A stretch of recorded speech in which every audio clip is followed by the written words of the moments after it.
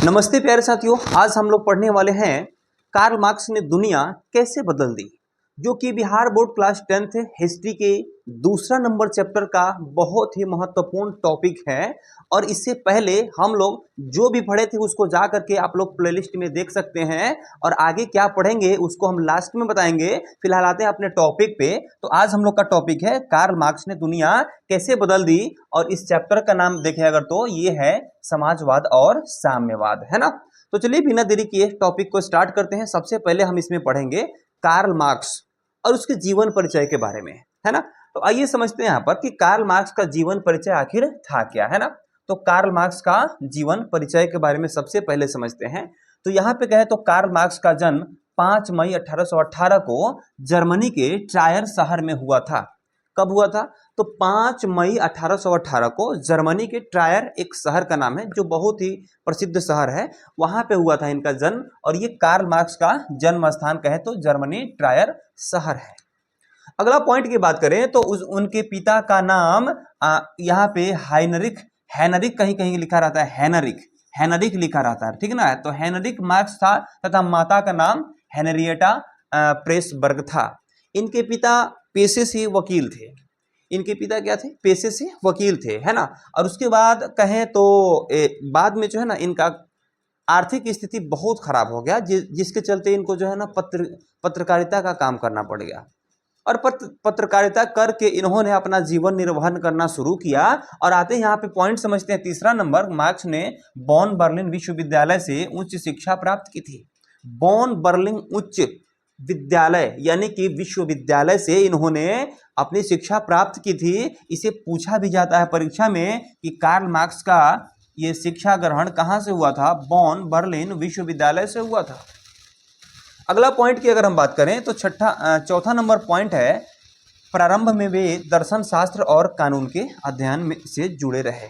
ठीक है, दर्शन शास्त्र और कानून के अध्ययन से जुड़े रहे, क्योंकि इनके पिता भी अगर हम लोग बात करें तो एक वकील थे और पेशे से वकील थे, तो उनका भी छत्तर छाया कुछ इन पे पड़ा। और ये क्या किए कि एक कानून से भी जुड़े हुए अध्ययन से जुड़े थे। ठीक है, उसके बाद 5 नंबर पॉइंट की बात करें तो आर्थिक कठिनाइयों के कारण इन्हें पत्रकारिता का कार्य करना पड़ा। आर्थिक कठिनाई जब इनको झेलना पड़ने लगा, जब झेलना अब इनको स्टार्ट करना पड़ा, तो उस समय इन्होंने क्या किया कि पत्रकारिता का काम करना शुरू कर दिया। और इससे इनका जो है कुछ जीवन निर्वहन चलने लगा, कुछ खर्चा जो है निकलने लगा, है ना। उसके बाद यहाँ पर है अगला पॉइंट कि वे फ्रांस, बेल्जियम और अंत में इंग्लैंड में रहे। वे इंग्लैंड में भी रहे थे, फ्रांस में भी रहे थे और बेल्जियम में भी रहे थे, ठीक है ना। और इनका जीवन परिचय के सबसे अंतिम पॉइंट हमने लिखा क्या है? कार्ल मार्क्स का निधन 14 सेकंड देखिएगा, 14 मार्च 1883 को लंदन में हुआ था। ठीक है ना, लंदन, इंग्लैंड लंदन में हुआ था। ठीक है, अगला पॉइंट यहाँ पर है, अगला पॉइंट आइए हम यहाँ पे समझते हैं क्या। अगला पॉइंट यहाँ पर है कि मार्क्स के प्रमुख विचार क्या थे। मार्क्स के विचार में हमेशा कौन सी बात रहती थी, कौन सी इनका विचार जो है ना, हमेशा इनके विचार में क्या हमेशा खौलते रहता था, इस चीज के बारे में समझना है यहाँ पर। तो आइए यहाँ पे हम आपको बताते हैं कि इतिहास का विकास वर्ग संघर्ष के माध्यम से होता है। यहाँ पे कार्ल मार्क्स के विचार हमेशा उत्पन्न होते थे कि इतिहास का हमेशा विकास किससे होता है? तो वर्ग संघर्ष के माध्यम से होता है। छोटे वर्ग के लोग जो भी है उन्हीं से इतिहास का विकास होता है। आगे समझते हैं इनका विचार क्या था। समाज 2 वर्गों में बटा है। इनका सोच ये था, समझ ये था कि अभी जो है ना हम लोग का समाज 2 वर्ग में बटा हुआ है। पहला क्या है? तो पहला पूंजीपति वर्ग है, दूसरा क्या है? तो मजदूरा वर्ग है। पूंजीपति वर्ग शोषक के रूप में काम करते थे, है ना, और शोषित के रूप में कौन काम करते थे? तो मजदूर वर्ग। शोषण के रूप में शोषक, ये लोग शोषक थे, यानी कि शोषक थे पूंजीपति वाले लोग, और शोषित किनको कहते हैं? तो मजदूर वर्ग के लोग को कहते हैं। ठीक है, इनका शोषण किया जाता था मजदूरों का, इसलिए ये शोषित वर्ग थे। और किनके द्वारा? पूंजीपतियों के द्वारा इनका शोषण किया जाता था, इसलिए यह शोषक वर्ग थे। अगला पॉइंट की बात करें तो पूंजीपति वर्ग दूसरों का शोषण करता था। पूंजीपति वर्ग हमेशा क्या करता था कि दूसरों का शोषण करता था। ठीक है, पूंजीपति का अर्थ होता है कि जिनके पास अधिक धन दौलत है। अब मजदूरा वर्ग का मतलब होता है जिनके पास धन दौलत कम थे। जो मजदूरी करते थे अपना पेट पालने के लिए, एक दिन दैनिक जीवन में जो भी काम करते थे उससे जो भी पगार मिलता था उससे अपना जीवन निर्वहन करते थे, प्रत्येक दिन अपना पैसा कमा के अपना पेट चलाते थे।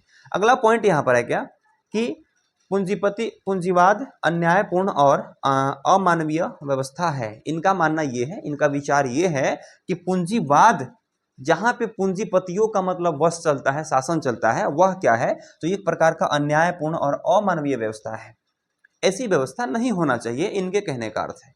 अगला पॉइंट इनका है, विचार क्या है कि मजदूर वर्ग को संगठित होकर क्रांति करनी चाहिए। कार्ल मार्क्स कह रहे हैं कि मजदूर वर्ग को इकट्ठा होकर के क्रांति करनी चाहिए जिससे उच्च नीच की भावनाओं को खत्म किया जा सके, है ना। अगला पॉइंट है, इनका विचार क्या है कि पूंजीवाद के अंत के बाद समाजवाद की स्थापना होगी। उसी समय इन्होंने भविष्यवाणी कर दी थी कि जिस समय पूंजीवाद का एक तरह से कहें तो मतलब शासन, एक तरह से उसका खौफ खत्म होगा, उसी दिन से क्या होगा कि यहाँ पे समाजवाद की स्थापना होगी। सभी समाज एक वर्ग में ढलेंगे, एक सीढ़ी में ढलेंगे, एक सांचे में ढलेंगे, है ना। तो इस प्रकार से, और अगर देखें तो समाजवाद के बाद वर्गहीन और राज्यहीन समाजवादी समाज की स्थापना होगी। इनका भविष्यवाणी उसी समय का है, ठीक है ना, और आज वही देखने के लिए मिल भी रहा है ना। अगला पॉइंट की अगर हम बात करें तो यहाँ पे आप क्लियर हो चुके होंगे, उम्मीद कर रहे हैं कि यहाँ पर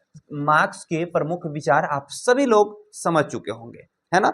अब इनके विचार के बाद हम लोग समझते हैं वर्ग संघर्ष का सिद्धांत, कि वर्ग कैसे संघर्ष करें, इसका सिद्धांत क्या होना चाहिए वर्ग का, यानी छोटे वर्ग, वर्ग मतलब छोटे वर्ग, छोटे वर्ग के लोग कैसे आगे के लिए संघर्ष करें, इनके संघर्ष के सिद्धांत को समझते हैं। यानी वर्ग संघर्ष का सिद्धांत यहाँ पे ये है कि समाज का इतिहास वर्ग संघर्ष का इतिहास है।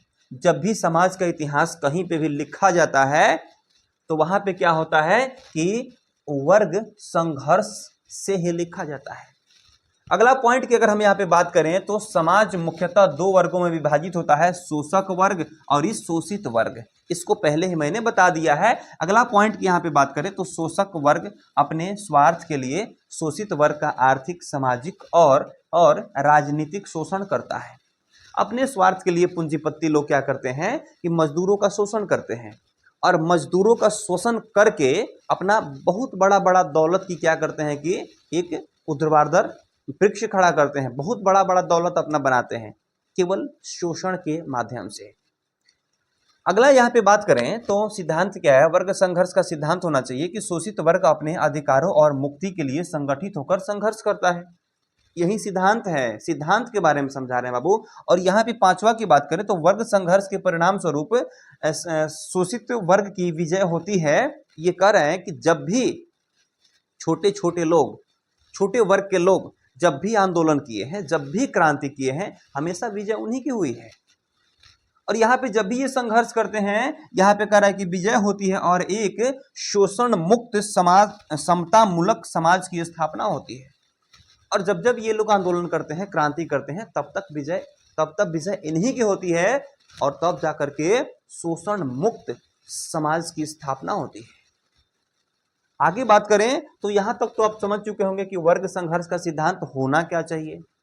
अगला पॉइंट अगर हम बात करें तो ऐतिहासिक भौतिकवाद का सिद्धांत हम लोग समझेंगे कि इतिहास में भौतिकवाद का सिद्धांत क्या होना चाहिए। तो 5 सिद्धांत यहाँ पे हमने लिख के लाया है। तो यहाँ पे सबसे पहला सिद्धांत की बात करें तो भौतिक जीवन की परिस्थिति या इतिहास की वास्तविक आधारशिला होती है। यानी भौतिक जीवन की परिस्थितियां इतिहास की वास्तविक आधारशिला होती है। यानी कि भौतिक जीवन की परिस्थितियां ही क्या होती है, इतिहास की वास्तविक आधारशिला होती है। यानी उसी से इतिहास बनाया जाता है, इतिहास की नींव होती है। अगला पॉइंट यहाँ पे ये है 5 सिद्धांत में दूसरा सिद्धांत कि उत्पादन के साधनों और उत्पादन संबंधों का विकास समाज के ढांचे को निर्धारित करता है। समाज की ढांचे को निर्धारित करता है। यह सिद्धांत जो है समाज की ढांचे को निर्धारित करता है कि समाज का ढांचा है कैसा, है ना। उसके बाद यहाँ पे समझे अगर तीसरा नंबर में करें आर्थिक आधार। आर्थिक आधार क्या है, यानी कि धन दौलत ग्रहण करने का आधार क्या है जिससे हम अपने जीवन को आगे की तरफ बढ़ाते हैं, अग्रसरित करते हैं। यानी यहाँ पे समझें तो आधार ये आधारभूत संरचना पर राजनीतिक, कानूनी, धार्मिक और वैचारिक संरचनाएं खड़ी होती हैं। जब हम आर्थिक स्थिति से सही होते हैं तब ही जाकर के आगे किसी भी कामों को अच्छे से कर सकते हैं। जैसे राजनीतिक कोई काम हो, कानूनी काम हो, धार्मिक या फिर वैचारिक काम हो, उसका आधारभूत आर्थिक आधार क्या है? आर्थिक आधार क्या है? तो राजनीति, कानूनी, धार्मिक और वैचारिक संरचना है। इसी से हम क्या कर सकते हैं? कोई राजनीति से पैसा कमाता है, कोई कानून से पैसा कमाता है, कोई धर्म से पैसा कमाता है, कोई अपने विचार से पैसा कमाता है। तो ये जो है क्या है? आर्थिक आधार है। क्या है? ये सभी तथ्य जो है आर्थिक आधार के रूप में समझते हैं। अब कह रहे हैं कि इतिहास का विकास वर्ग संघर्ष के माध्यम से होता है। इतिहास का विकास वर्ग संघर्ष के माध्यम से होता है। ये सवाल आपको जो है ना एग्जाम की दृष्टि से है, ठीक है ना, एग्जाम की दृष्टि से पूछता है कि ऐतिहासिक भौतिकवाद के प्रमुख 5 सिद्धांत को लिखें। तो यहां से लिखना पड़ेगा आपको पेपर में, ठीक है। अगर यहां से याद नहीं रखते हैं तो पेपर में क्या लिखिएगा? वहीं कुछ देर पहले बताया है कि बात, एक आप बात जानते हैं ना कि बात कि हाँ ऐतिहासिक भौतिकवाद होता है, लेकिन जब ये आएगा ना पेपर में उस समय बात का क्या बनता है? बतंगड़ बन जाता है और उस समय बच्चे लिखने में इसे असमर्थ हो जाते हैं अपने एग्जाम पेपर में, है ना। तो यहाँ से बाबू समझेंगे कि जब उत्पादन संबंध पुराने हो जाते हैं तो क्रांति होती है। जब उत्पादन संबंध पुराने हो जाते हैं तो क्या होता है? क्रांति होती है। और उसके बाद नया समाज तथा नई अर्थव्यवस्था का निर्माण होता है। नई अर्थव्यवस्था का क्या होता है? कि निर्माण होता है, ठीक है ना। चलिए आगे बढ़ते हैं। अब अगला पॉइंट हम लोग का ये तो हो गया ऐतिहासिक भौतिकवाद के 5 मुख्य सिद्धांत के बारे में आप लोग समझ लिए। अगला पॉइंट हम लोग का ये होने वाला है कि साम्यवाद के सिद्धांत। चलिए साम्यवाद के सिद्धांत के बारे में समझाते हैं आपको कि साम्यवाद का लक्ष्य वर्गहीन समाज की स्थापना करना। यानी समाज में जो भी उच्च वर्ग के लोग हैं उन्हें हम ऊंचा रहने नहीं देंगे। क्रांति के माध्यम से, आंदोलन के माध्यम से उन्हें भी हम अपने समान बनाएंगे, यानी समाज को समानता का भाव जरूर प्रकट करवाएंगे। तो यहाँ पे है ये दूसरा नंबर में कि निजी संपत्ति का अंत होगा। ये समाज साम्यवाद का सिद्धांत बता रहा हूं आपको, याद रखना कि निजी संपत्ति का अंत होगा और उत्पादन के साधनों पर समाज का अधिकार होगा। जो भी धरती से उत्पादन किया जा रहा है, किसी कल कारखानों से उत्पादन किया जा रहा है, उस पे सभी का बराबर का अधिकार होगा, तब जाकर के वह समाजवाद का कहेंगे कि स्थापना हुआ है। और अगला बात अगर करें तो सभी मनुष्यों को समान अधिकार और समान अवसर प्राप्त होंगे, तब जाके सभी लोगों को समान अधिकार और समान अवसर प्राप्त होंगे। चौथा नंबर में कह रहा है प्रत्येक व्यक्ति को उसकी आवश्यकता के अनुसार मिलेगा, क्षमता के अनुसार देगा, श्रम का पूर्ण समान होगा और ये शोषण अंत का अंत होगा। क्या होगा? शोषण का अंत होगा। किसी भी व्यक्ति के लिए कहा जा रहा है कि प्रत्येक व्यक्ति को उसकी आवश्यकता के अनुसार मिलेगा, जो भी चीज उसे चाहिए अपने जीवन में उसको मिलेगा और क्षमता के अनुसार देगा।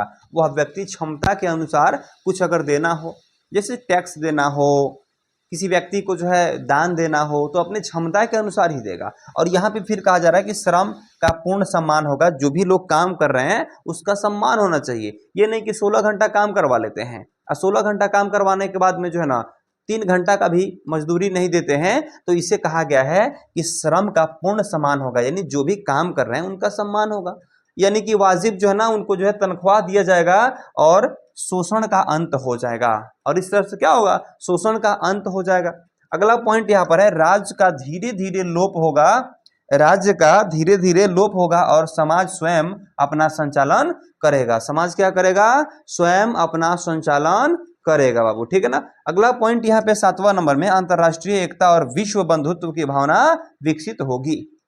तब जाके विश्व को लगेगा कि हम सभी लोग आपस में भाई भाई। वो सुने ना, हिंदू मुस्लिम सिख ईसाई हम आपस में भाई भाई। तो इस प्रकार का भाव तब ही जाकर के उत्पन्न हो सकता है। और कार्ल मार्क्स ने इसमें खूब स्ट्रगल किए थे, खूब मेहनत किए थे कि सभी समाज को उच्च और नीच को जो है ना बराबर कर दिया जाए। बराबर करने के बाद में समाजवाद की स्थापना होनी चाहिए। यानी कि यहाँ पे समझते हैं कि कार्ल मार्क्स जो है मजदूरों के लिए देवता थे और इन्होंने दुनिया को कैसे बदला? तो मार्क्स का प्रभाव। अब यहाँ पे हम लोग देखते हैं कि मार्क्स का प्रभाव और क्या क्या था जिसके चलते यह दुनिया बदल गई। यानी सबसे पहला हम लोग टॉपिक क्या यहाँ पे रखे थे, टॉपिक में क्या रखे थे बाबू यहाँ पर कि कार्ल मार्क्स ने दुनिया क्यों बदल दी।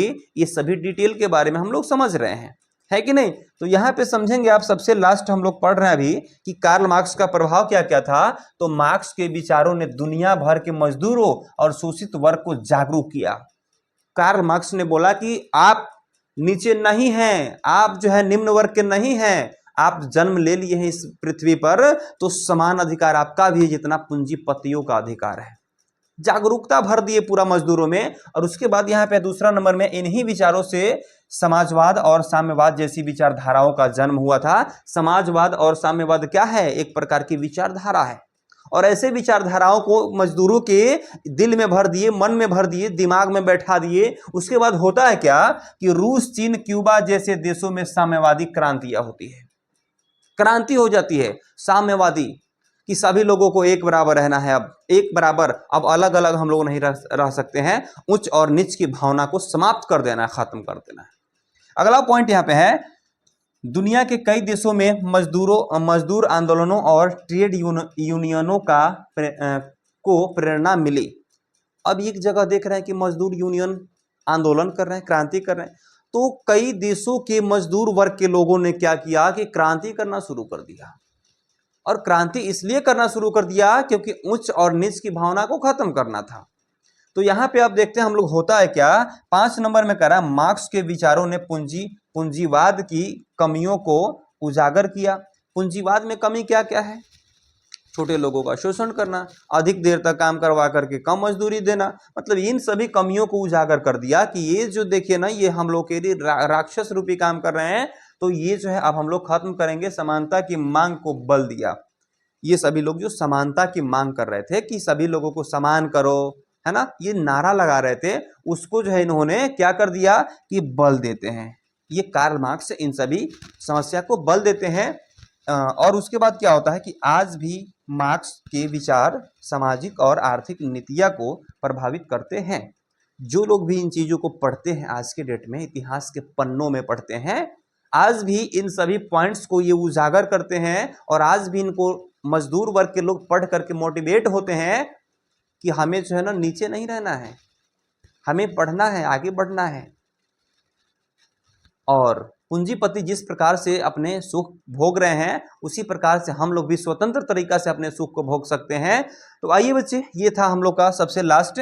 हम लोग अभी क्या पढ़े, तो अभी हम लोग पढ़े यहाँ पर कि कार्ल मार्क्स ने दुनिया क्यों बदल दी, और इसके सभी सिद्धांतों को हमने पढ़ा यहाँ पर कि कार्ल मार्क्स का जीवन परिचय हमने पढ़ा। उसके बाद यहाँ पर हमने क्या पढ़ा, यहाँ पे मार्क्स के प्रमुख विचार के बारे में हम लोग पढ़े। उसके बाद हम लोग पढ़े यहाँ पर कि वर्ग संघर्ष का सिद्धांत क्या होता है। 5 सिद्धांत यहाँ पे हमने लिखा भी था, है ना, 5 सिद्धांत भी बताया वर्ग संघर्ष का। उसके बाद यहाँ पे मैंने बताया कि ऐतिहासिक भौतिकवाद के भी 5 सिद्धांत क्या क्या हो सकते हैं। उसके बाद हमने इसमें बताया कि साम्यवाद के सिद्धांत क्या क्या है, साम्यवाद में होना क्या क्या चाहिए, है ना। उसके बाद हमने इसमें पढ़ाया आपको कि मार्क्स का विशेषकर प्रभाव के बारे में, क्योंकि ये मजदूरों के देवता माने जाते हैं, ठीक है ना। तो चलिए, क्लास कैसा लगा आप लोगों को पढ़ करके। क्लास अगर अच्छा लगा होगा तो इतना स्ट्रगलफुल काम करने के लिए लाइक तो बनता है ना। और चलिए, हमेशा के लिए हमसे जुड़ने के लिए, और आगे नेक्स्ट टॉपिक जानते हैं क्या होने वाला है। आगे बाबू नेक्स्ट टॉपिक होने वाला है व्लादिमीर लेनिन के बारे में पढ़ाने वाले हैं। और लेनिन और 1917 की रूसी क्रांति के बारे में पढ़ाएंगे, उसका प्रभाव क्या पड़ा पढ़ाएंगे, उसका परिणाम क्या निकला इसको भी पढ़ाएंगे। उसमें कई घटना भी हुए थे, सभी घटनाओं के बारे में पढ़ाने वाले हैं। तो हमेशा के लिए हमसे जुड़ने के लिए आप लोग चैनल को सब्सक्राइब करके और बेल आइकन दबा दीजिए, ताकि आगे जो भी वीडियो आएगा सबसे पहले आप ही को मिलेगा, है ना। तो चलिए, तब तक के लिए मिलते हैं अगले क्लास में, और आप सभी को फिर से टाटा, गुड बाय और जय हिंद।